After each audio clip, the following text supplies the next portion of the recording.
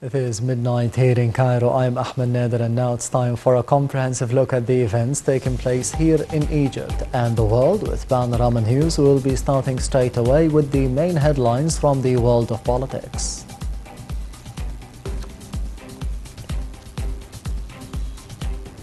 President Abdel Fattah al-Sisi instructs digitalizing the judiciary system and facilitating the procedures for the citizens. Minister of Tourism unveils the biggest archaeological discovery in Saqqara. And Egypt welcomes Sudan's peace pact with the rebel groups.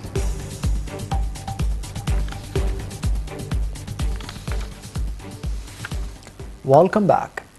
President Abdel Fattah al-Sisi has ordered facilitating the procedures provided for the citizens through accelerating the pace of digitalizing, amending the legislation regulating the legal procedures, and increasing the number of notary public officers nationwide.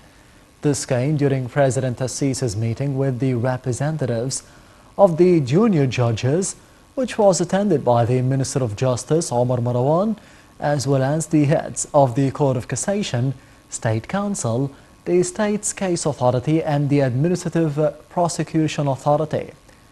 Presidential spokesman Bassam Radi said that the meeting tackled the means of developing the judicial and the notary work, as well as raising the efficiency of the courtrooms across the nation. He added that the president and the junior judges held an open conversation on the current local and the international issues. They also reviewed the obstacles facing the judges and the efforts exerted to automate the procedures at the courts in coordination with the Ministry of Communication and Information Technology. For his part, Justice Minister stressed that the Judicial Authority is keen on devoting the efforts for boosting the country's path toward development.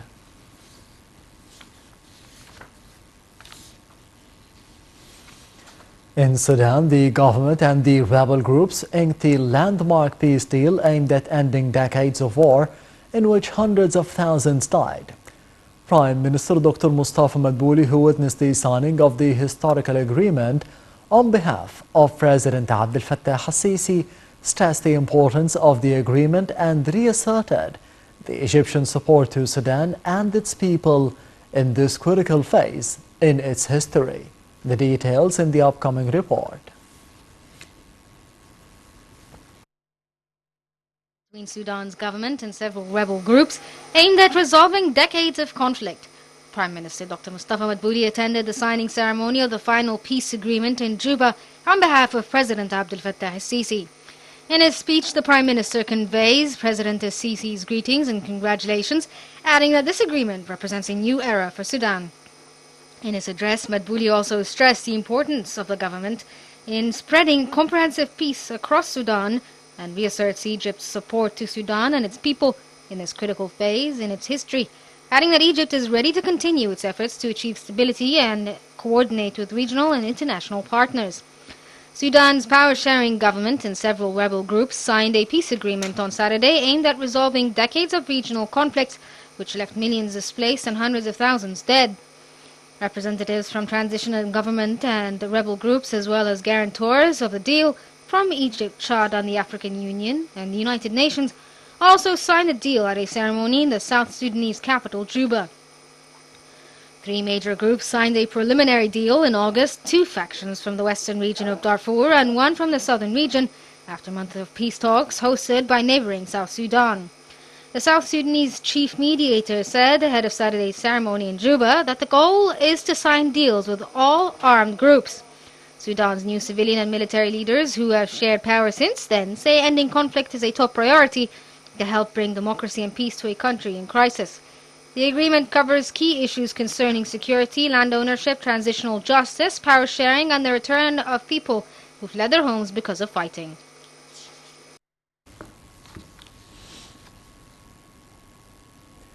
Minister of Tourism and Antiquities Khalid Al-Anani unveiled the biggest archaeological discovery so far as the Egyptian Archaeological Mission announced the discovery of 59 tombs closed for more than 2,500 years, dating back to the 26th dynasty. The details follow. Minister of Tourism and Antiquities Khalid Al-Anani opened one of the pharaonic coffins that was discovered in the ancient Saqqara area in front of 60 ambassadors and media representatives. The Minister of Antiquities said an Egyptian mission started re-excavating the site 2 months ago and succeeded to uncover burial shafts 11 meters deep where there were more than 13 anthropoid intact and sealed coffins. More excavation revealed 2 more shafts 10 and 12 meters deep filled with a large number of intact and sealed coffins. In addition, El-Anani stated that the coffins will be transferred to the Grand Egyptian Museum. El-Anani added that the coronavirus pandemic did not stop his colleagues from unearthing more of previous civilizations in Saqqara necropolis. Meanwhile, the Secretary General of the Supreme Council of Antiquities, Mustafa Waziri, said the studies showed the coffins belong to 26th dynasty priests, top officials and elites. There are mummies in the majority of coffins. Waziri added that all the coffins are in a very good conservation condition and still bear their original colors.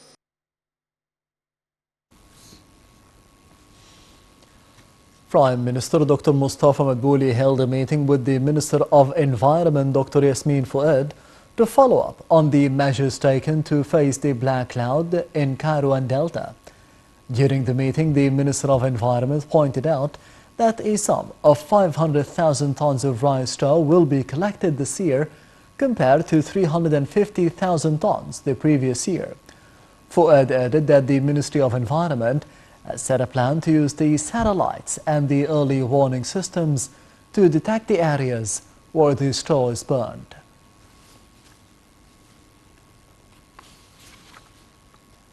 Prime Minister Dr. Mustafa Madbouli hailed the efforts exerted by the workers at the Government Unified Complaint System through the previous years to ease any obstacles facing the citizens concerning getting rid from rubbish on the streets.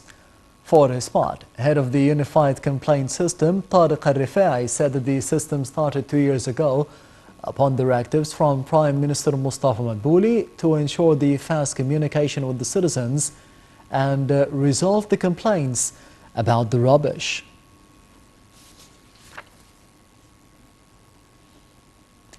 The Egyptian Navy celebrated the launch of the 4th S-44 submarine which entered the naval service.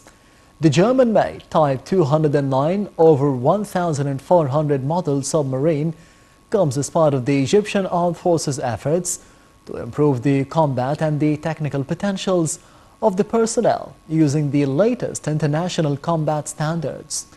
Addressing the ceremony, Commander of the Egyptian Navy Khalid Hassan said that Egypt has highly skilled laborers who are capable of using the latest techniques in the operation and the maintenance process. The submarine is considered the last one among other 4 German submarines.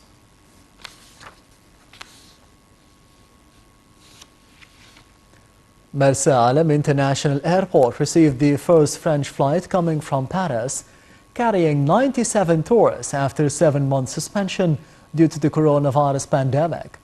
Red Sea Governor Major General Amr Hanafi said that the precautionary measures had been taken in Marsa Alam International Airport, adding that all the tourists have undergone the preventive procedures. For their part, the French tourists hailed the Egyptian precautionary measures and called the citizens around the globe to visit Egypt and enjoy the charming beaches and warm water.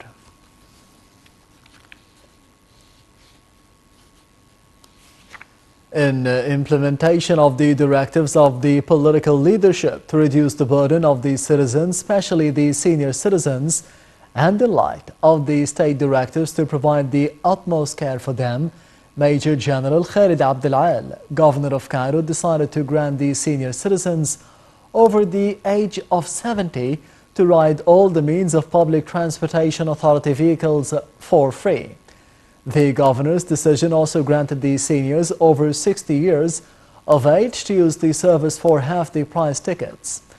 Abdel Al emphasized that these 2 categories do not require any procedures, other than presenting the valid national ID card to the conductor after they ride. In the United States, the medic said that the American President Donald Trump is doing very well in his hospital treatment for the COVID-19, but a source with knowledge of Trump's condition said that the vital signs have been worrying, with the next 48 hours critical.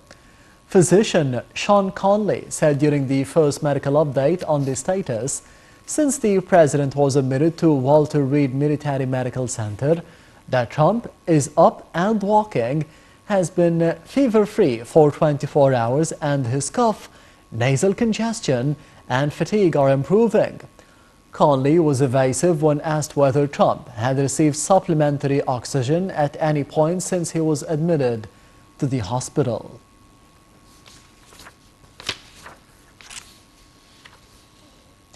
France reported nearly 17,000 new confirmed coronavirus infections over the past 24 hours, setting a new daily record. Several European countries are going back to restrict the citizens' movement and applying heavy measures to stop the spread of the virus. The details in this report. The French Health Ministry said that the number of infections rose by 16,972 in a single day, setting a new daily record to a total of 606,625 cases, more than the previous record of 16,096 registered last week, while the number of deaths increased by 49. There were 4,087 new cases of people being hospitalized over the last 7 days, including 849 in intensive care units. The rate of positive coronavirus tests in France rose to 7.9% from 7.7% on Friday. In Madrid, police set up controls and stopped cars on major roads into and out of Madrid on Saturday as the city went back into lockdown due to surging coronavirus cases. Some 4.8 million people are barred from leaving the capital area, while restaurants and bars must shut early and reduce capacity by half. The new restrictions, which started on Friday evening, are not as strict as the previous lockdown in March, when people were barred from leaving their homes. Spain had 789,932 coronavirus cases as of Friday, up by 11,325 since Thursday, and there have been 32,086 fatalities. In Germany, around 1,000 people form a human chain on the German-Switzerland border to protest measures aimed at stemming the spread of coronavirus, well short of the expected 15,000 people organizers had hoped for. The protesters, self-described as freethinkers, gathered for around half an hour on the shores of the Lake Constance, which borders Germany, Switzerland and Austria, and were watched by a heavy police presence.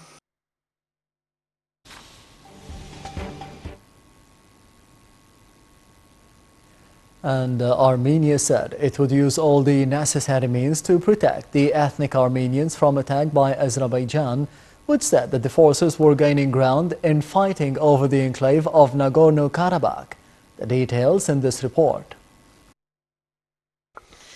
Armenian Defense Ministry official said that the situation was changing frequently. Ignoring a French attempt to mediate, the opposing sides pounded each other with rockets and missiles for a seventh day in the newest flare-up of decade-old conflict that threatens to draw in Russia and Turkey. The death toll rose to at least 230 people in the fighting over Nagorno-Karabakh, an ethnic Armenian enclave inside Azerbaijan that broke away from its control in the 1990s. Each side said it had destroyed hundreds of other tanks. The Azeri side claimed gains, and President Ilham Aliyev sent congratulations to a military commander on the capture of a Karabakh village. Armenian Prime Minister Nikol Pashinyan told his countrymen in a televised address that the fighting all along the front was intense. Armenia's armed forces have so far held back from entering the war alongside those of Nagorno-Karabakh, but Pashinyan portrayed the conflict as a national struggle and compared it to the country's war with the Ottoman Turkey in the early 20th century. His foreign minister said Armenia, as the guarantor of Nagorno-Karabakh's security would take all the necessary means and steps to prevent what it called mass atrocities by the forces of Azerbaijan and its ally Turkey. While Russia, the United States and France have called for an end to hostilities, Turkey has said Armenian occupiers must withdraw and rejected superficial demands for a ceasefire. The two sides continue to trade accusations of the foreign involvement, with Pashinyan saying Armenia had information that 150 high-ranking Turkish officers were helping in the direct Azeri military operations. Both Turkey and Azerbaijan have repeatedly denied the involvement of the Turkish forces, as well as assertions by Armenia, Russia and France that Syrian mercenaries are fighting on the Azeri side. The clashes are the worst since the 1990s, when some 30,000 people were killed. They have raised international concern about stability in the South Caucasus, where pipelines carry Azeri oil and gas to the world market. Up next, the main headlines from the world of business and economy.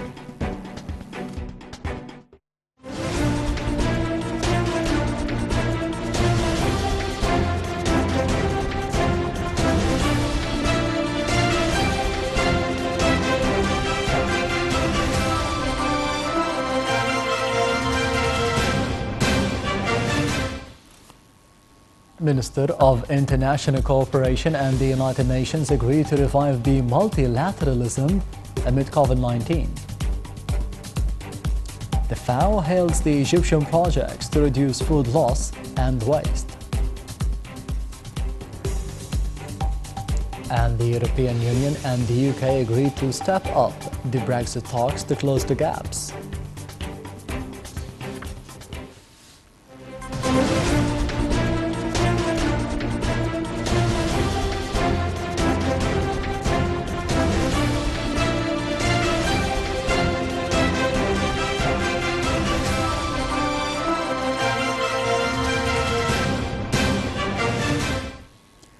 Minister of International Cooperation Rania Al-Mashat held a high-level meeting with the United Nations agencies in Egypt in the presence of the resident coordinator of the United Nations office in Egypt, Richard Dictus, as well as the directors of 15 United Nations agencies in Egypt to open a new chapter for the cooperation amid the COVID-19 pandemic. Al-Mashat underscored the strong cooperation efforts that took place with the United Nations and the government during the COVID-19 pandemic.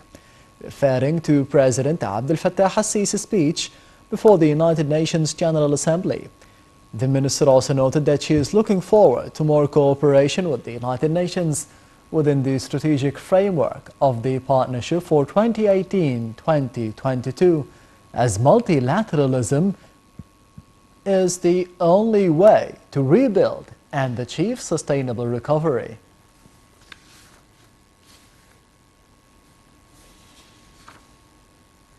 Celebrating the first International Day for Awareness of the Food Loss and Waste, the United Nations Food and Agricultural Organization, the FAO, hailed the Egyptian projects aimed at reducing food loss and waste in partnership with the organization.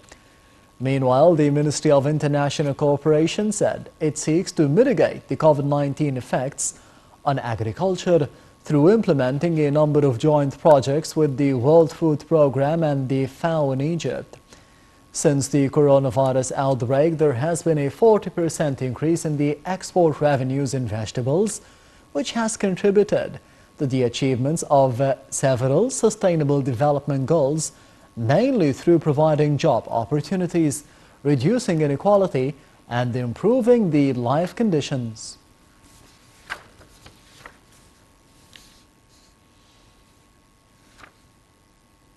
And still in Egypt, the stock market gained nearly £27.7 billion in the third quarter dealings, as the market capitalization reached £618.7 billion, compared to £590 billion in the previous month, a rise of 4.9%. A quarter monthly report released by the stock market showed the bourse indices collectively rose, with the benchmark EGX 30 index jumping 2.09% to end the dealings at 10,989 points.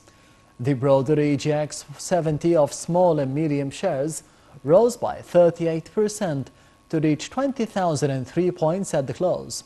The more expanded index, the EGX 100, also rose by 29% to close at 2,896 points.